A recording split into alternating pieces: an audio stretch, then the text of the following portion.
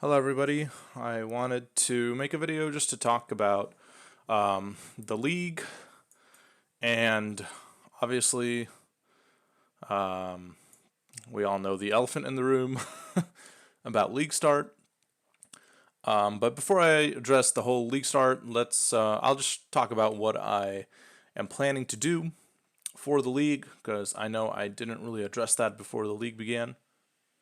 So what I'm starting with is very simple. I am just doing a Cyclone Slayer, pretty easy. I'm gonna be in a softcore trade, so just the standard Ultimatum League. Doing this just simple Slayer because number one doesn't really require gear, doesn't require expensive gear, doesn't require a lot of items, and it's a great league starter.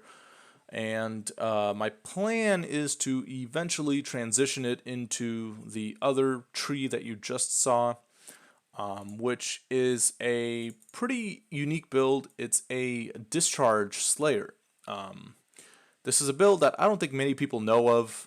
It's a build that pretty much uses Slayer, and it's a self-cast Discharge. And the reason for Slayer is just for this node right here, Masterful Form. Max Endurance is equal to Max Frenzy plus 1 Max Frenzy.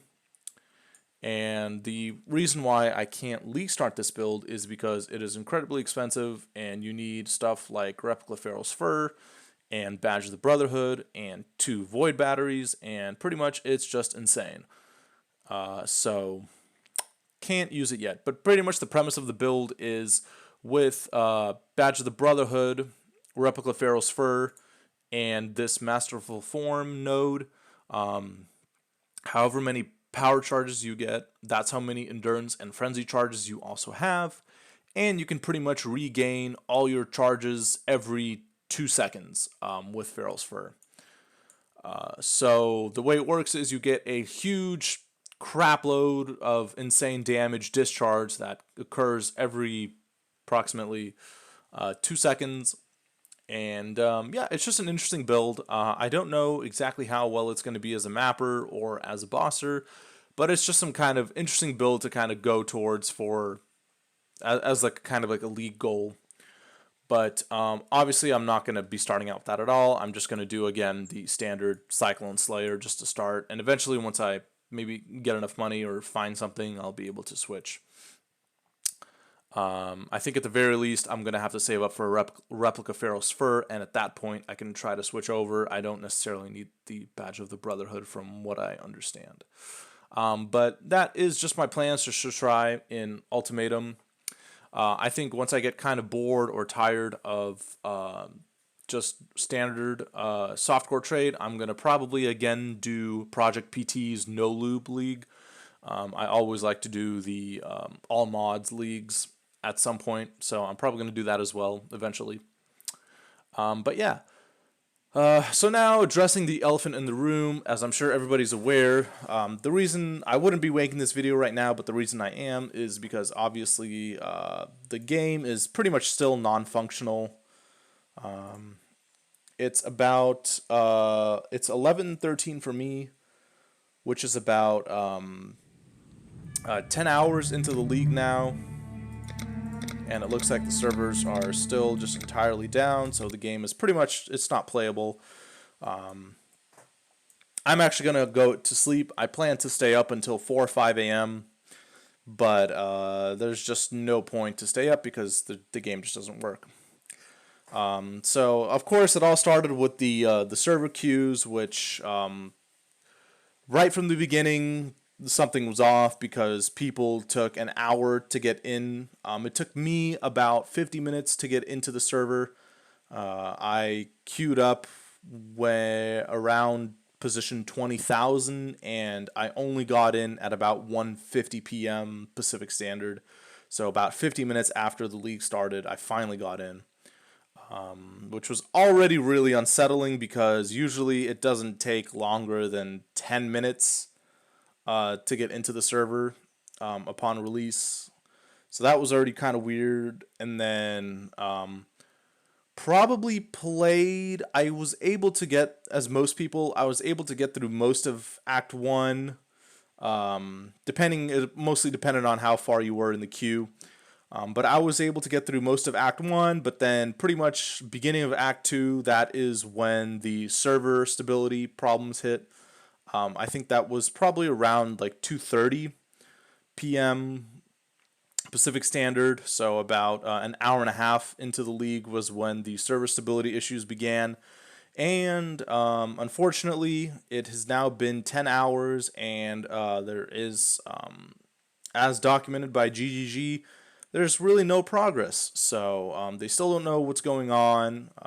Maybe they're trying to fix it right now, but at this point, I am not going to bother staying up just to see if they fix it, because I would rather at this point get sleep while I can, with the game being non-functional, and then being able to hopefully play more later tomorrow, when hopefully they'll have the game fixed, so I'll be nice and refreshed. And yeah, anyways, so yeah, the server stability issues, the queues, really unfortunate. This is definitely by far the worst league start I have ever had in a Path of Exile league. And I've been playing this game even before Sacrifice of the Vow, which was back in like 2013, 2014, somewhere around 2014 maybe, is when I actually kind of really picked up on the game. So really unfortunate that this had to happen. It seems like just all the stars perfectly aligned for a just a pretty much a recipe for disaster for the people over at Grinding Gear Games. So it's pretty unfortunate for everybody. I guess the only people it's not really unfortunate for is the streamers, because everybody just sits in the stream, and they just get more donations and free money and yada yada yada. So those are really the only people that kind of benefit.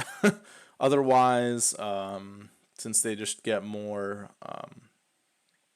just interaction. Otherwise, this is pretty terrible for the average person, of course. So yeah, and then of course, to top it all off, they decided to make the really weird move of trying to allow streamers to cut the lines. But as is evident, if the general public can't play the game, they do not want to see streamers playing the game either. That's just kind of a consensus. Obviously, there's some people that don't really care, but it seems to be the general consensus that people hate seeing other people have access to something that they don't. So I think GGG has learned their lesson that if everybody can't get access to the game, then streamers should not get access to the game either. At least that's what most people think. I'm honestly pretty indifferent about it. I don't think it matters.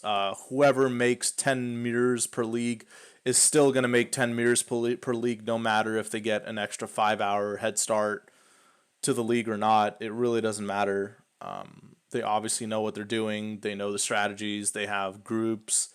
If you're the average person playing a league, getting to maybe red tier maps, and then quitting the league after 3 weeks, you are not going to suddenly make 10 mirrors because you get access to the game 5 hours before everybody else. It's yeah.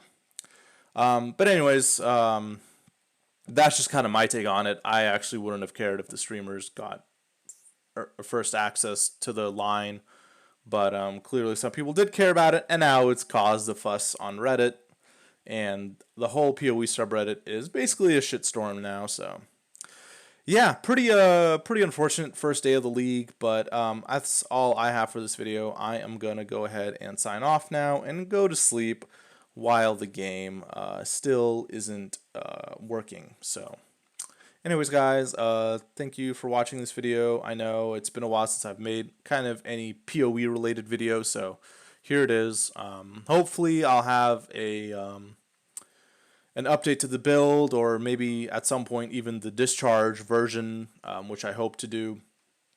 That's going to be kind of my goal for this league. So I hopefully will be able to bring that out at some point and see how that goes.